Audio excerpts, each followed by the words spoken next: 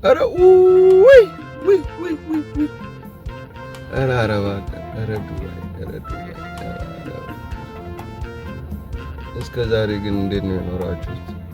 በተለይ ደግሞ ታክሲ ላይ የምትሰሩ ልጆች፣ የኮሚሽን ስራ የምትሰሩ ልጆች፣ ታክሲ ከጀመርኩ 6 ወር ሆነኝ። ደሞዝ የሚባል ነገር የለም። ኪራይ እንኳን ለመክፈል መከራ ሆኖብኛል ጋይስ።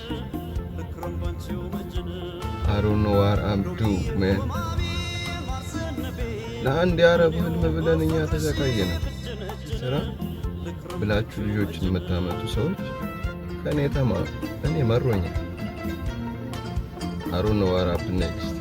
ብቻ ግን በጣም ቦሪንግ የሆነ ስራ ማለት ታክሲ ስራ ነው። የውሻ ስራ ነው። ኦኬ፣ ሽንት ቤት መጥረግ ይሻላል ጋይስ። በጣም ቦሪንግ ነው። ደስ የሚለው ፍሪደሙ ነው። ማንም ምንም አይናገርክም። ሰራ የሚናገር የለም። ፍሪደም አለ፣ ግን ገንዘብ የለም። ማፊ ፍሉስ ሀቢቢ በጣም አስቸጋሪ ነው።